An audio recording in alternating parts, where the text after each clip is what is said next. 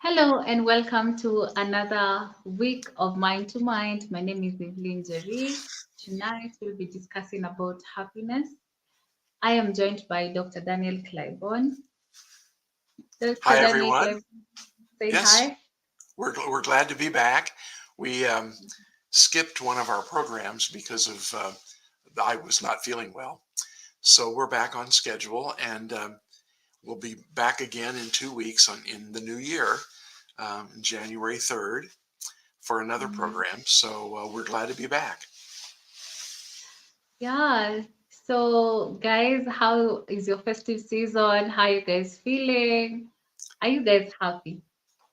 Because tonight we'll be discussing about happiness and we will be discussing about what causes happiness and the myths that people um, what are the myths that people think where happiness come from, Mhm. and also we'll be giving you tips on how to be happy. So Right. Dr. Claiborne, are you going can you take us through the session? Yes, what I thought we would do is start off with what we're really talking about when we say happiness. And then, Mhm. as Evelyn mentioned, we'll talk about some of the things that contribute to it or Mhm. detract from it, and how we can set goals to be more happy. And Yeah. one of the things I wanted to start with was kind of defining it a little bit, because we use the word happy, but it really means many different things. And some of them are easier to obtain and to keep going than happiness itself. I mean, there's pleasure, there's contentment, um, there's fun, there's joy. These are all parts of what we might mean when we say happiness. There's satisfaction, there's Yeah. safety, a feeling of safety, stability, feeling like we're stable, uh, peacefulness, excitement, attachment, and engagement with others, um, Mhm. and being focused. I mean, there are all these parts of happiness, and they all go together to lead to what we call happiness. Some people think that happiness comes occasionally, but that what we're really trying for is contentment, is being kind of satisfied, content, and peaceful most of the time. And happiness, every once in a while, comes through based on our contentment and our feeling of peacefulness and stability. So maybe happiness is more a momentary feeling, and Mhm. contentment or satisfaction with ourselves is really more of the long term goal.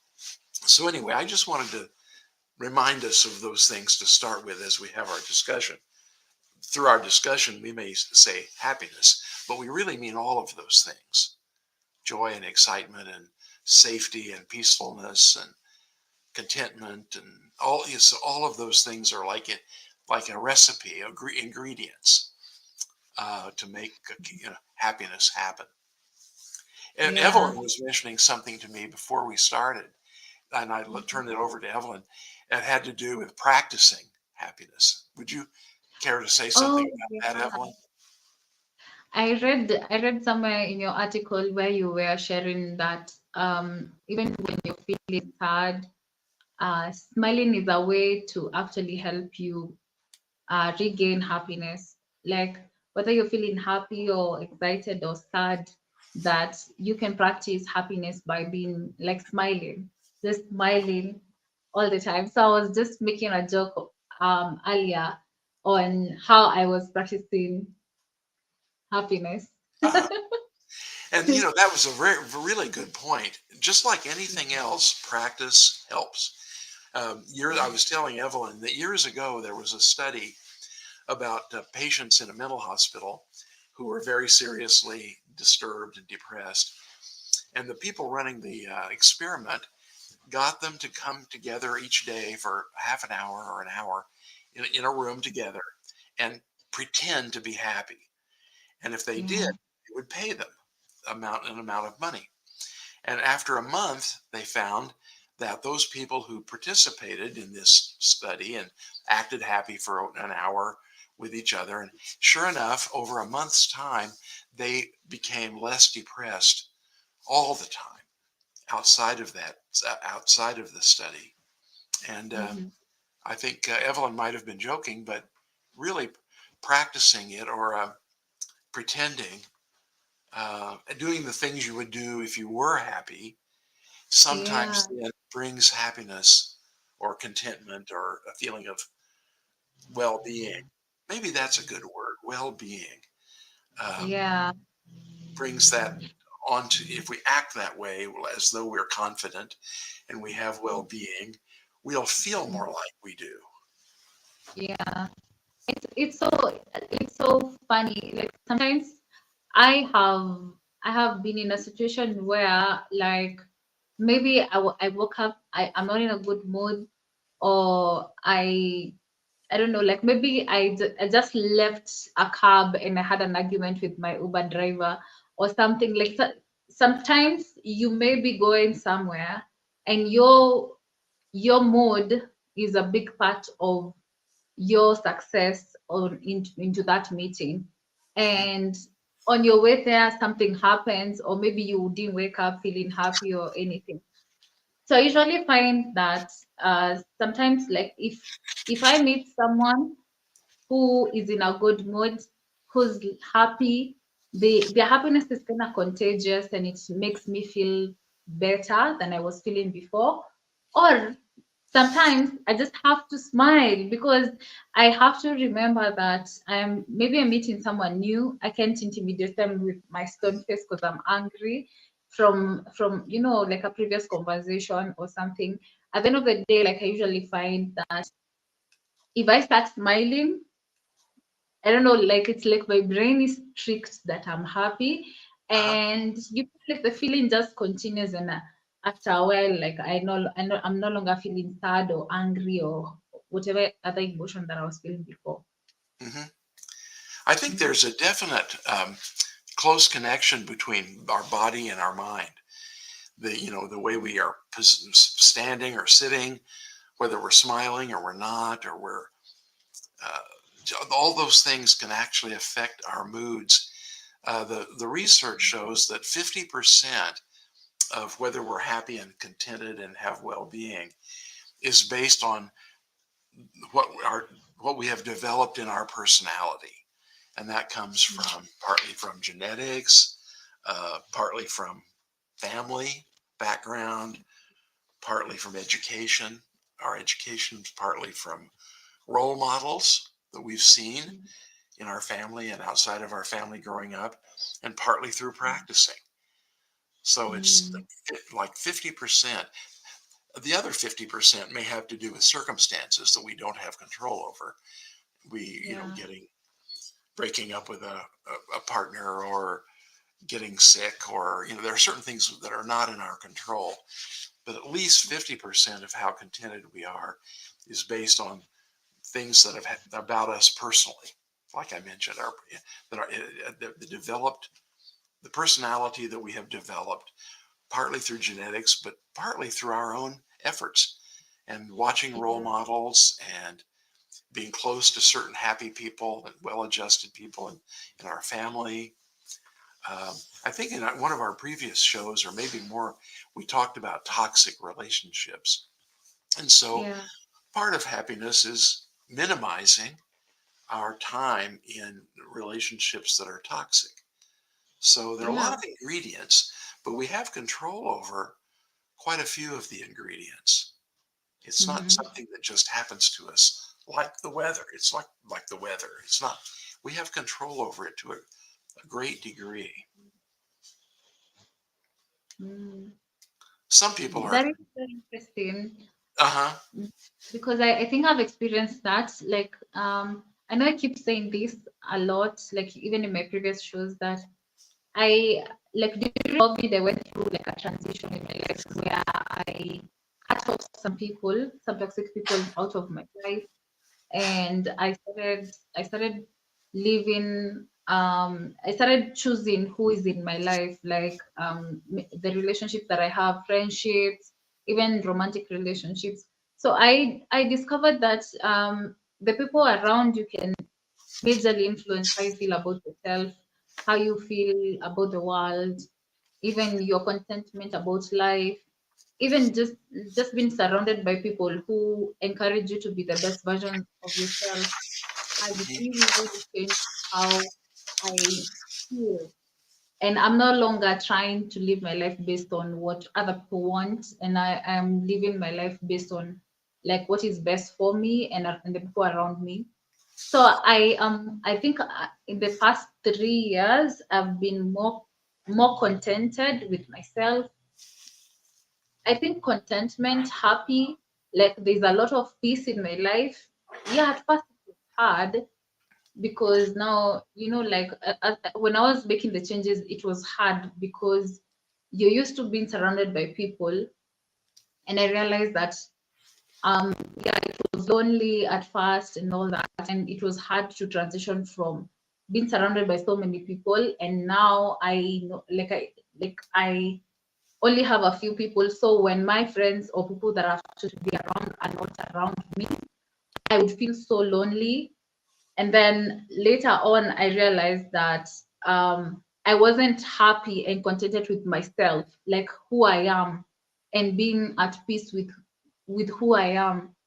So I had to learn to be happy all on my own without other people, or or my happiness being influenced by other people being in my life. So the moment I learned to do that is that like so I am contented and happy when I'm alone, when I'm surrounded by friends and family. Yeah, and yeah, I think that's a better way to live, and it's more peaceful, and you have more joy in your life, and you're able to be grateful for the people in your life, especially when people choose to love you, they choose to be there for you, you know, and you're no longer just living life so that you can, like, you're not afraid that someone will leave you if you don't do what they want. Hmm. Can you think, Evelyn, of any single change that you made that was really important? Did it have to do with the people you're around, or I mean, is there a certain change that you think was especially important? Yeah, I think it was first of all being self-aware. Like I had to discover who I was, because I learned that I had really minimized who I was so that I can fit into certain groups of people. Because if I like, let's say like the light in me came out and I shined on something, you find like maybe one of the people in my life will be intimidated and feel bad, and now I'll have to kind of dim that light so that they can feel comfortable. I used to really adjust myself, to fit into these groups. So the moment I started being true to myself, I realized that if I can't be myself, and I had lower who I was so that I can fit into this group of people, I realized that they are not meant to be in my life. So the first thing I did was discover who I was and appreciate who I was. So the moment I did that is that now anyone who wasn't for me, for who I was and who I am, like I had to find a way like to be myself. And if they didn't like it, to be honest, like when I say I cut them off, I didn't really cut them off. I just decided to be myself, and they left my life because they couldn't handle it. They couldn't be there. Because I could no longer conform to what they wanted. So they slowly left, or even some tried to stop me. Like you, it's so funny. Like you'll find someone trying to stop you from being great, from being awesome, and yeah, so in that way you find yourself like you have to cut off communication and all that. And by the time I got now to the level where I had to be with them no longer being in my life, I realized that I also wasn't content with who I was. So I also had to work on that. I had to be okay with, I'm not doing this for anyone else, I'm doing it for me. I don't have, because I think I was more afraid of what people will think than being happy. So I was okay with other people being happy with me and me not being happy with myself. So I had to choose my happiness and me being okay with who I am. And I realized that I think I've seen so much progress in myself in the past 3 years than I've ever seen before, because I stopped thinking too much about what other people want, and I started thinking about what I want, and allowed people to choose me and to choose to be in my life without having to change who I am. Yeah. If you don't mind, if I can get to be a little more personal, uh, and this would be different with each person, but in your case, Evelyn, who Mhm. did you want to be? And then who did you want other people to really see as you? What were the ingredients? Did you want to be seen as like smart or creative, or what were the things that you decided to be? I think I wanted people to like me. I want I wanted people to see me as someone who is relatable, reliable. Because a lot of me is creative. I suppressed that a lot. I suppressed my creativity because it used to put me on the spotlight a lot, and that made a lot of people in my life uncomfortable. So I did that light so that I can relate to other people, like they could relate to me. And you know what was so funny is that at the end of the day, there are some lights you can't dim. They will still find a way out. It's like putting the sun, this sun, you put like a paper bag inside. It will start piercing, the light will start piercing through the paper, and it will find its way out. So that is what used to happen. So you find like when I when I try to dim that light, it always found its way out in one way or the other. And at the end of the day, you'll find that whether I speak, whether I act, or whether I solve a problem, it used to come out. And at the end of the day, anyone who didn't like that will still react. So at the end of the day, wanting to be liked, didn't I didn't actually succeed in that. I did not succeed in it because you'd find that they would still hate me. They It would still seems not like like me.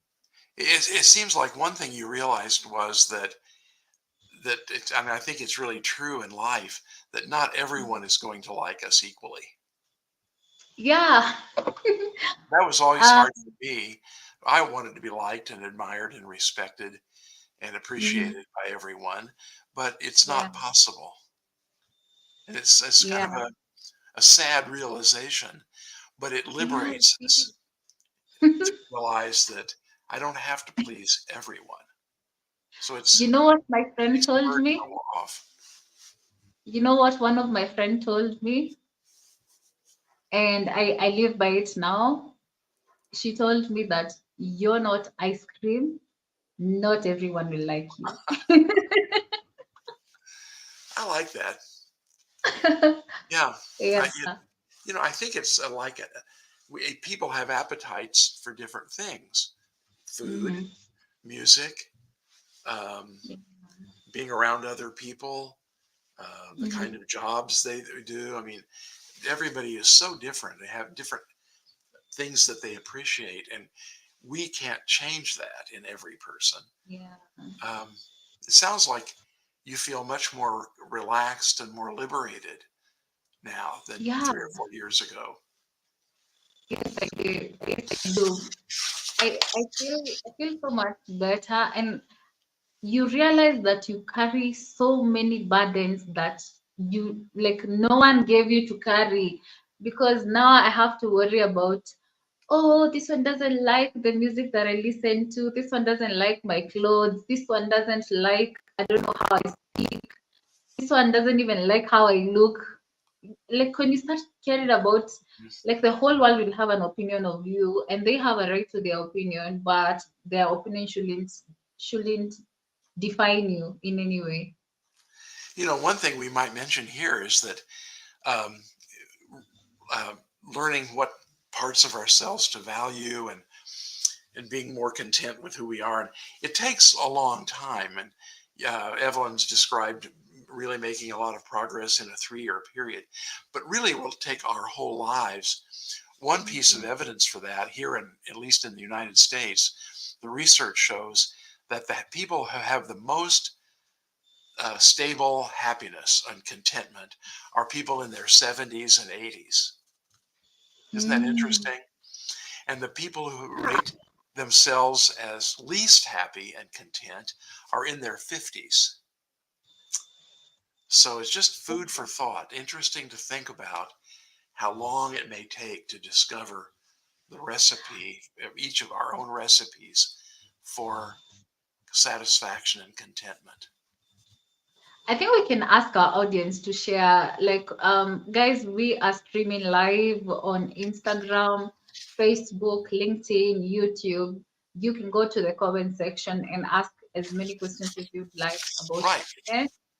If you have any questions, we will see them, and if you have a comment on the same, we will see it and we'll be able to share. We can have this discussion. Like, what are your thoughts on that? Like, the research shows that people in their 70s and 80s are the most happiest. What do you think that is? And also, the people who are least happier in their 50s. I think that really baffles me. I'd love to know, like, why did they say that, like, in your 50s? Hmm. And I don't know either. I have a feeling, at least in our society, it has to do with the pressure that when people are in their 50s, they generally have children that they're responsible for. So they're responsible for other people, but Mhm. they don't know what those people will evolve into yet. And then that's the point in lives that people are usually the more responsible at work in terms of the level of achievement and the level of responsibility they have. So to me, I don't know the answer, but I really think it has to do with the pressure of responsibility and that Mhm. might peak in a person's 50s. One other interesting piece of research showed that the presence of cell phones detracts from happiness. Isn't that Ah. interesting? And of I think course, that one will get. I don't know what like the millennials and Gen Zs think about this, because we are in a texting culture. We don't even talk to each other. We are always on our phones. Do you feel happier or less happy with this? I think I kinda have a comment about this, because there are times, especially nowadays, our jobs, our relationships, our friendships, like people are really busy and we only talk to each other via phone, or even texting each other, or even like just acknowledging, like, oh, I saw your Instagram photo, oh, I saw that you were somewhere. But you see, the way like long time ago we would sit down and discuss about our experiences, I feel like we don't do that anymore.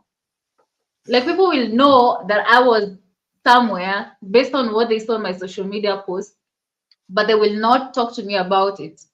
They'll just be like, now if we meet face to face, they will mention, oh, I saw that you were somewhere, but they will not text me and tell me, oh, tell me about your experience. How was this? How did you experience this and that? But they will not talk to you about it. Like, and I have really been going through that a lot. Like when we meet with maybe family and friends, they'll tell you they know what you've been up to, but they will not reach out to you. They'll not even ask you or even like talk to you. They won't even say hi. But when you meet face to face, they know everything about where you have been, what you've been up to, and everything, but they don't even say hi to you. One of my funniest experiences was a few years ago. It was at Christmas time, and we had all our family together. And in the same room, I noticed two of my children texting each other, and they're sitting in the same room. And to them, it seemed perfectly normal. But to me, Yeah, from a different generation, I thought, why don't you just talk to that person? Anyway, I think your point about generations is good.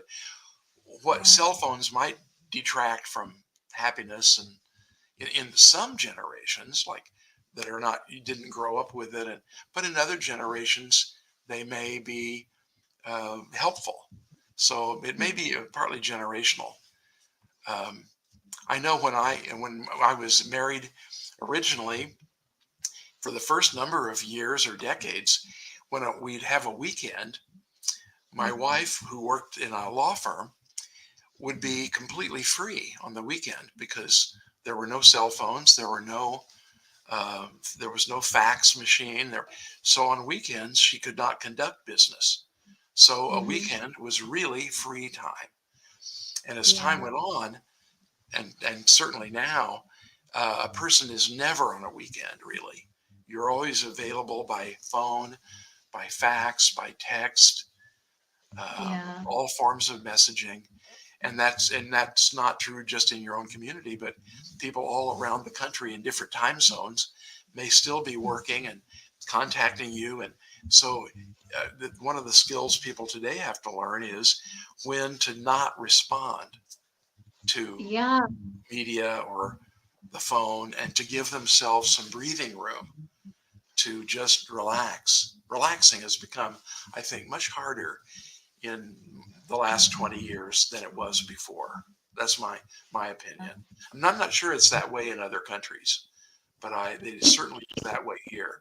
really is. It really is because recently my friend um fell sick and it was caused by burnout. And I remember like when we were having the conversation, she was saying how that she was unable to create boundaries with her new boss Oh, about oh, yeah. him asking her to work on various projects. Like in the middle of the night he would call, text, in the weekends, like she didn't have time to herself, time for her family, time for her friends.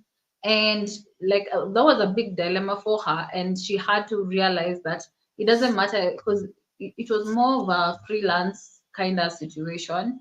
And I think also people who work in self-employment, or yeah, even like a 9 to 5 job, you'll realize that people are having a hard time creating boundaries, and also employers creating so much pressure towards their employees being available at their disposal regardless of what is going on in their lives. And and it becomes really hard because it's like people who are like easily available, they get more jobs, better projects, and all that. So if you're not available and you're creating boundaries because of your family and your friends and all that, you might be taken like you're not serious with your career and all that. Yeah, it becomes really tricky. And yeah, I think one of the questions was how do you create boundaries with your boss, and what, because I think before it was so obvious, like don't call someone before 8 o'clock, and don't call someone beyond 6 p.m. at night. Nowadays it's not in black and white. You have to create, you have to actively create boundaries with your fellow co-workers and even your bosses. Otherwise people will just overstep and continuously ask you to do things to a point where you're not having enough sleep. You don't have time for anyone except your boss. Yeah. I think this idea of boundaries is really good. I'm glad you brought that up because it is one of the essential ingredients of balancing our lives and becoming, Yeah, being our own well-being. And in the past, certain things created the boundaries for us. There weren't yeah, cell phones and so on. And now there are really, unless we make choices, there aren't any boundaries. One of the things I think that appeals to younger people about texting instead of calling is that it's respectful of boundaries. So if I send you a text, if you're busy and in the middle of something, you don't have to respond to it.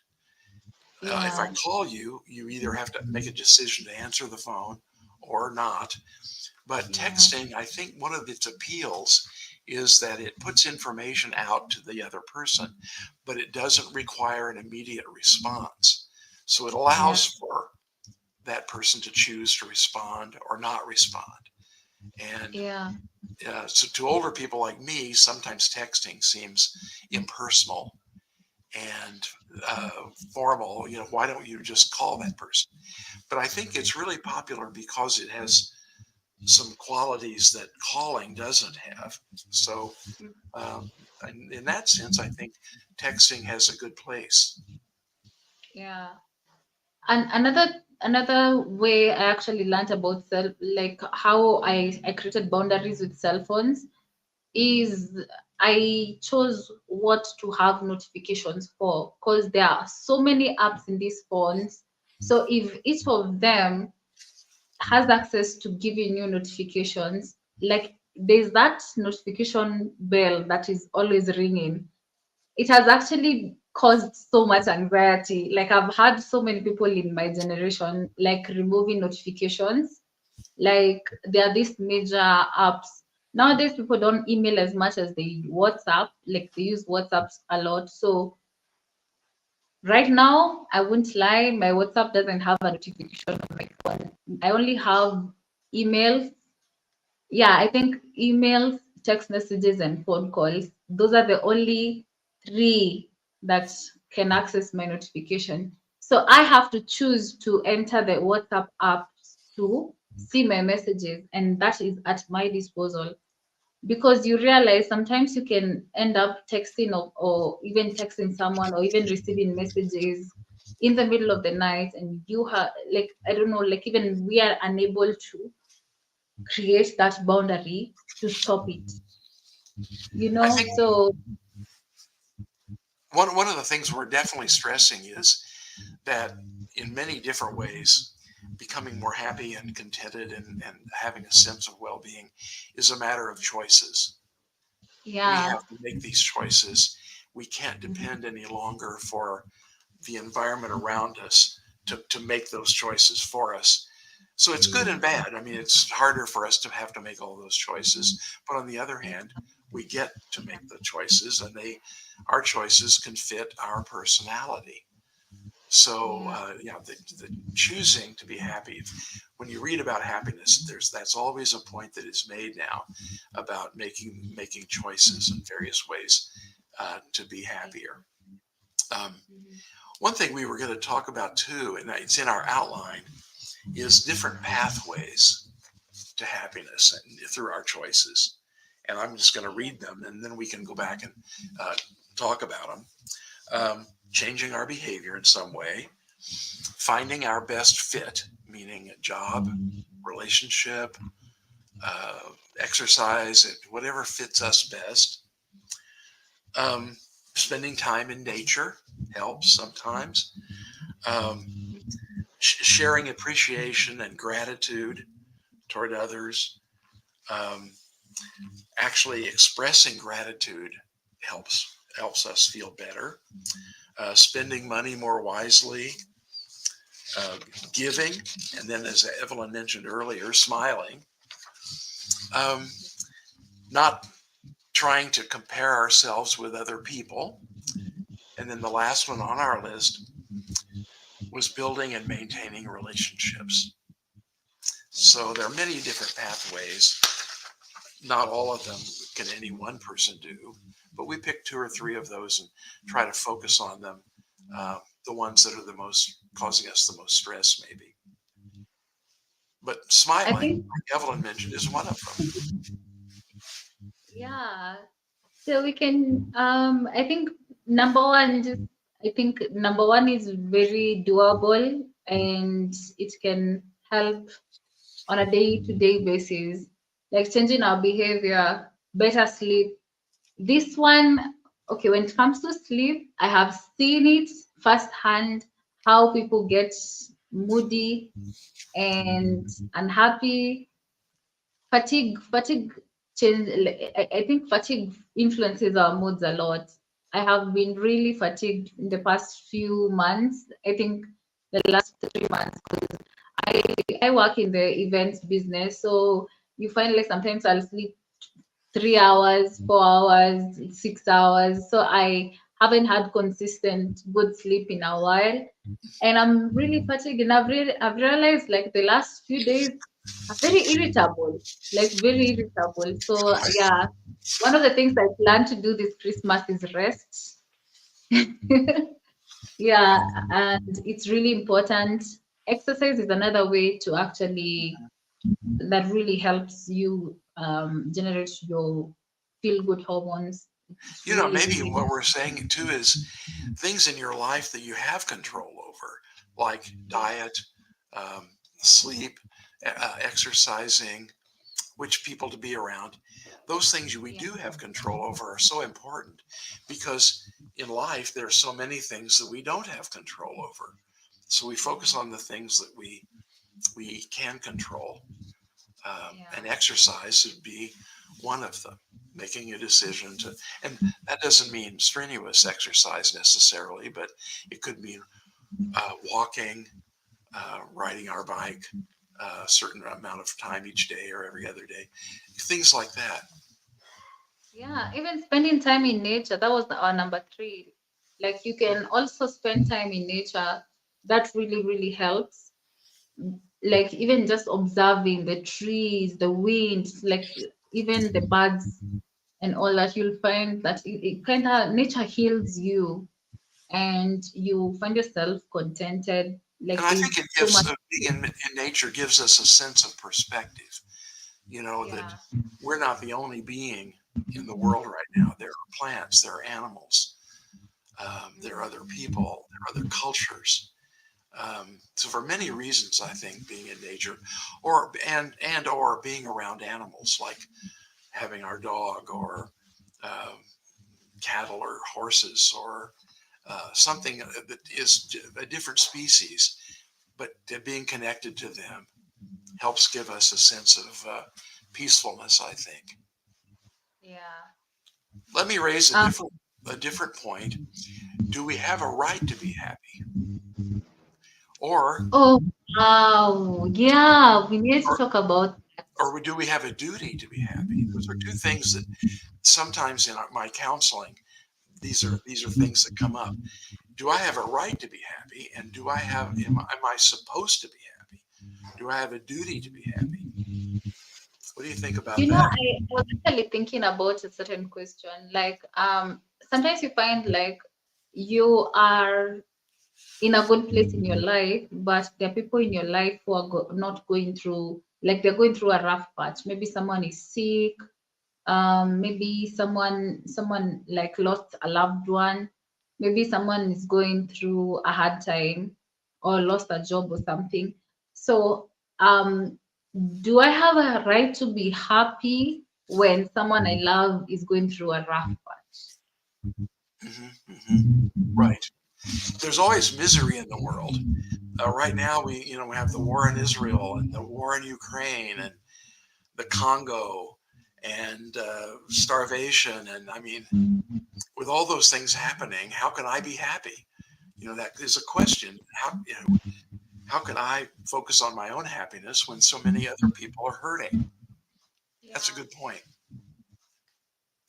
And will I look selfish if I pursue my own happiness regardless of whatever is going on in my life? And is it selfish to expect someone who is happy to feel sad because I'm feeling sad? Hmm. This is why it's easier to focus on things like contentment and satisfaction than it is on happiness.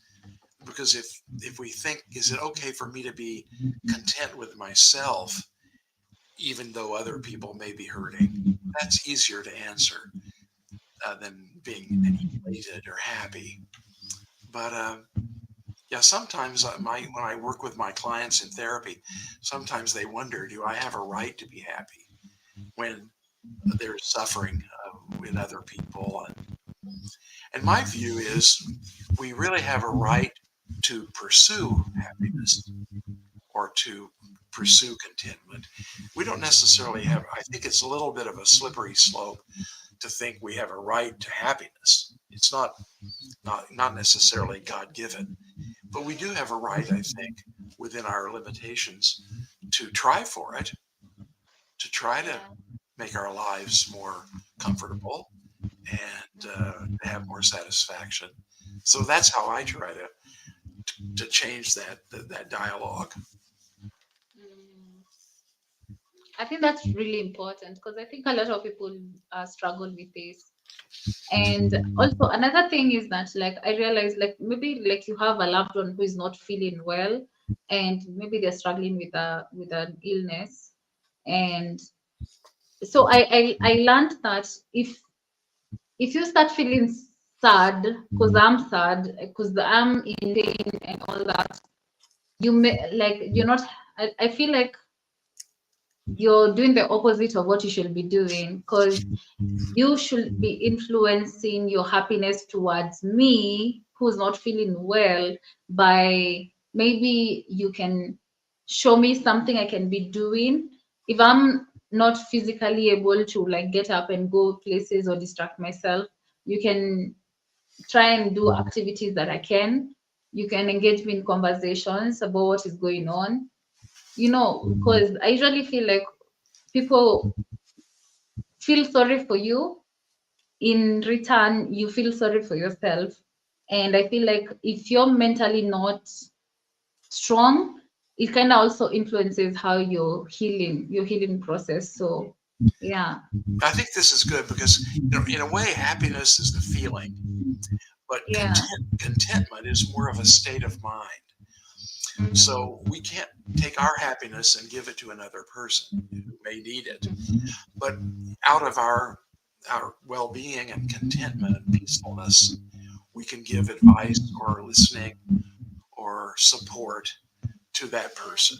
So we can't directly give our feeling of happiness, but we can kind of use our mental health and our peacefulness with ourself to then be supportive to that person and not catch their unhappiness also. yeah, true. It also tests how healthy you are because you see, like, if in case someone in your life is happy but you're going through a rough patch, you shouldn't feel like you're being betrayed because they're happy about something amazing that happened in their lives.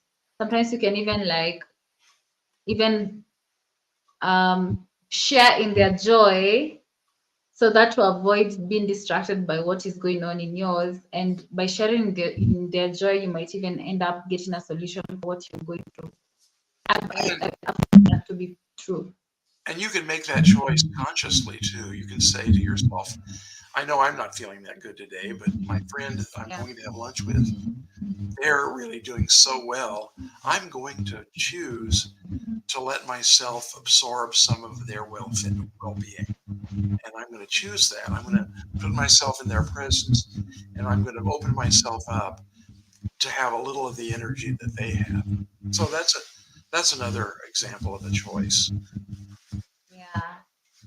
Are we getting I any really like our number two. are we getting any questions, by the way, Evelyn? Yeah, I haven't gotten any question so far. I haven't got any questions so far.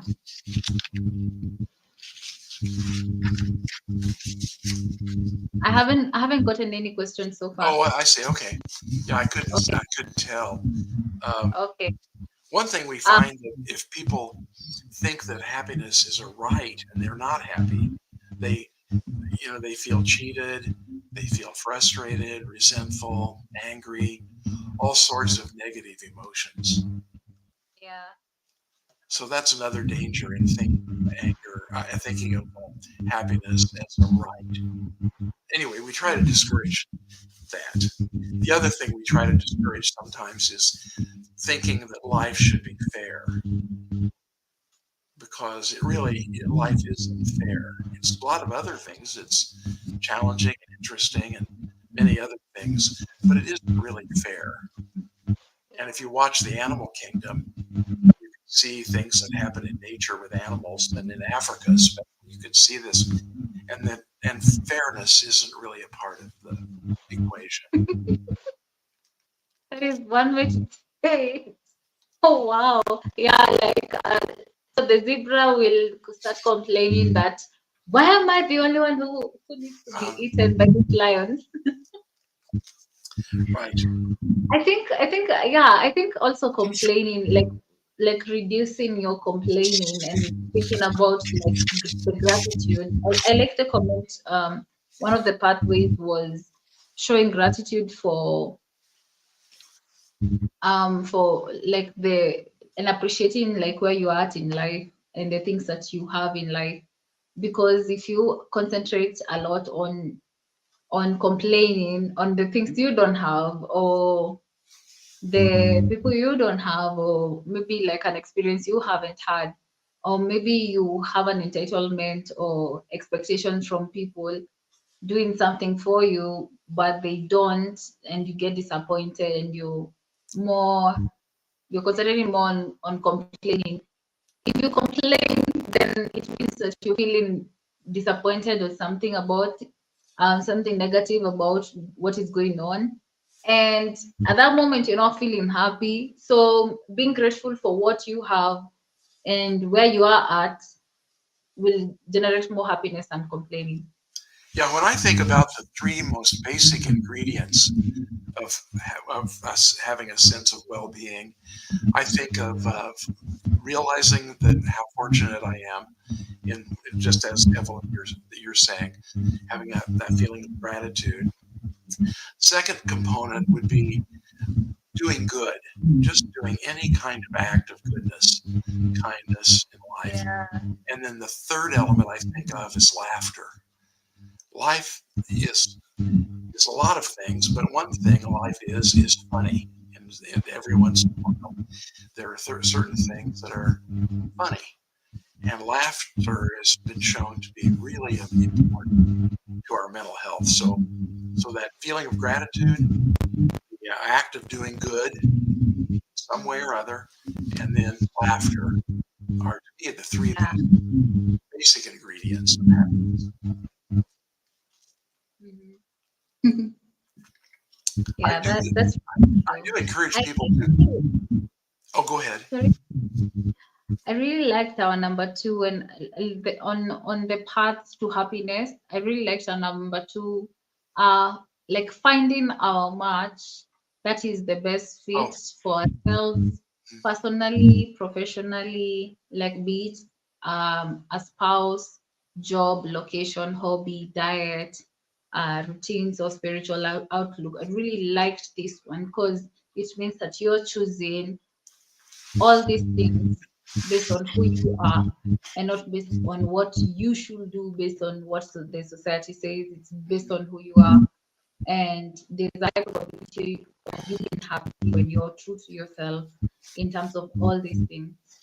and one of our best guides to finding our best fit is the mistakes we make. So, really, in a way, we don't like to make mistakes, but learning from those mistakes is really the pathway to finding what our best fit is, whether it's, a religion or a partner or a job or a geographical location or whatever our best fit is. To some degree, we learn that over time through mistakes that we make that tell us this is not it. Mhm. Yeah, it's so funny. Like even when let's say you're dating someone and like at the beginning you thought this was it, but as you go on to learning this person, you realize that I don't think this is it for me. And through that experience, you realize something about yourself that maybe you didn't know. And You know, when that's we train police officers, which I did for many, many years, one of the things we encourage them to realize is they are definitely going to make some mistakes. They cannot try to be perfect. And when they make those mistakes, the thing to do is to acknowledge it for sure, come right out with it. It won't be held against them, and to learn from mistakes and the mistakes of the things the others make. yeah, yeah, that is really, really true. Oh, I also found number five really fascinating. Write a gratitude letter to some important person in our lives and then deliver it in person. Hmm. Okay. So, okay, why are we writing the letter and then now taking it in person? Because the writing will help you have everything on record. And then when you take it in person, Yes, I just think, first of all, mhm, writing a letter makes us think about what we are grateful for. So that's part of it. It makes us think ourselves what we're grateful for. Secondly, we're putting it in writing, which gives us a sense of expression, expressing ourselves. It yeah, isn't really because of the reaction we hope to get from the other person. If they appreciate us giving them a letter of gratitude, that's good. But really, it's the writing of it, the thinking about it, and the writing of it ourselves that is the healing part. yeah, It's just really a good thing, and even in the worst of circumstances, to think of that we're lucky that it's not worse than it is, or that some other things in life we are fortunate for. All yeah. of us are going to have some pain in life. They say that the constants in life are pain, um, uncertainty, and hard work. That those are the three things in life we cannot avoid. Yeah. And I think there's some wisdom in that. Mm. I'm thinking that this could be an awesome Christmas challenge from mind to mind, guys. Um, write a letter of gratitude to someone who is important in your life and deliver it to them in person. Then tell us in January how was your experience. I think at least something I will do. Uh-huh. Yeah, Yes, this is and something if I you don't want to will write a letter, you could at least do it in person, or tell just the act of telling them. Um, do. Yeah, I think that's a good. So that will be our challenge for the new year. yeah. This I is think that's good. interesting. Mhm. This has been an amazing topic. Uh-huh. And I don't know, is there anything else you'd like to share? No, uh, I have to stop in a few minutes anyway myself, so it's good timing.